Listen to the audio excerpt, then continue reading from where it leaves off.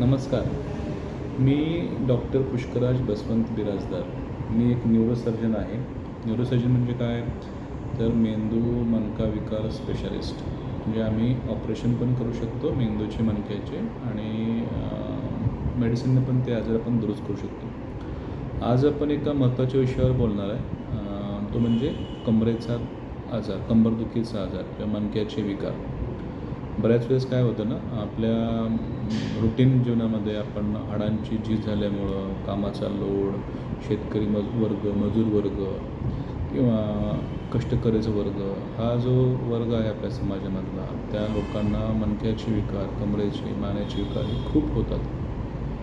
पण याच्या आजारामध्ये आपण दुर्लक्ष केल्यामुळं हे आजार वाढत जाऊन हातापायाला मुंग्या येणे, हातापाय बधीर होणे, हातापाय सुन्न पडणे, वस्तू गळून पडणे हातातली, पायातली चप्पल गळून पडणे, अशा वेगवेगळ्या गोष्टी होतात. यामुळं काय होतं की हळूहळू त्या माणसाचं चलणं, फिरणं, उठणं आणि डेली रुटीन हॅम्पर होतं आणि मग कोणती गोष्ट जमत नाही, काम करता येत नाही, हे चालता येत नाही, पायात पुन्हा सुंदपणा येतो, पाय जड पडतात, ताकद कमी होते. ज्याला आपण कधी बोलीभाषेमध्ये एका पायाची ताकद गेली, एका हाताची ताकद गेली, कोणी त्याला लकवा म्हणतं किंवा वारं गेलं म्हणतं. पण ते वारं गेलेलं किंवा लकवा नसतो.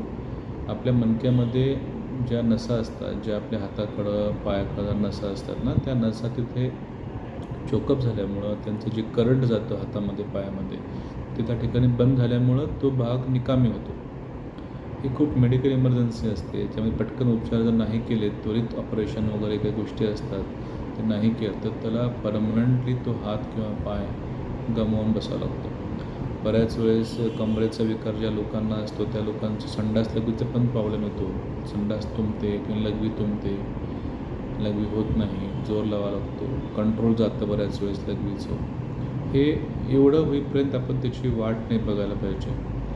थोडक्यात आज बोलायचा उद्देश हेच आहे की ज्या अंधश्रद्धा आहेत किंवा ज्या रॉंग कन्सेप्शन्स आहेत किंवा जे आपले चुकीच्या समज आहेत या आजाराबद्दल, ते मला आज दूर करायचं आहे. मला सगळ्यांना एकच सांगणं आहे की माणसाचं शरीर हे वयोमानानुसार हळूहळू त्या शरीरामध्ये हाडांची झीज होत राहते.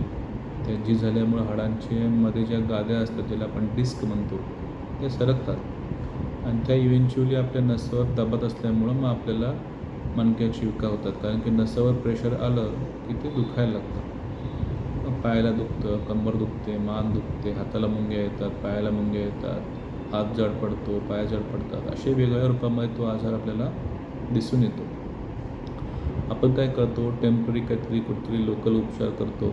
कधी पेनकिलरच्या गोळ्या घे, कधी काहीतरी कोणत्या बुवाबाबाकडून दोऱ्या बांध, बट्ट्या बांध, काही भस्म लाव, चूर्ण खा, अशा वेगवेगळ्या गोष्टी आपण करतो.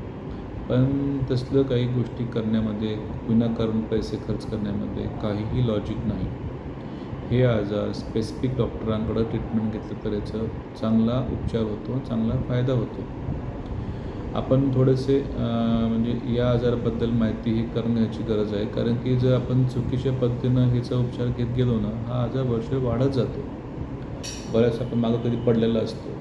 आपल्या हाडांचे जे सांधे असतात, त्या सांध्यामध्ये सरकतात ते सांधे. त्याला आपण लिस्थेसिसचा आजार म्हणतो. त्याच्यामुळे नसा अजून चेंगरतात, माणसाला चलता उठता येत नाही. हे इव्हेंच्युअली ते आजार वाढत जातात आणि शेवटी ते न्यूरोसर्जन किंवा न्यूरोलॉजिस्ट, जे की मेंदूविकार किंवा मनकाविकार तज्ज्ञ असतात, त्यांच्याकडे ते आजार येऊन थांबतात. तर माझं एकच सांगणं आहे सगळ्यांना की आपल्याला ज्यावेळेस असे काही सिम्पटम येतात, मी काही सिम्पटम तुम्हाला यादी देतो, समजून घ्या, ऐका व्यवस्थित ते.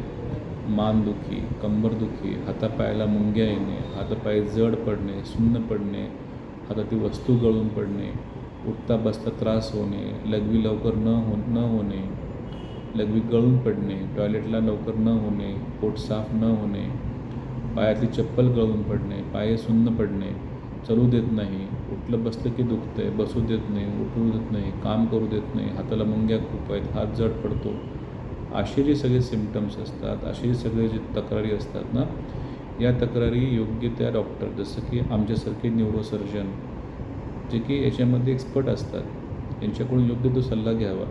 आपल्याला बऱ्याच वेळेस आपण 90% मणक्याचे विकार हे मोजक्याच काही गोळ्या, औषधं, क्वचित काही तपासण्या असतात.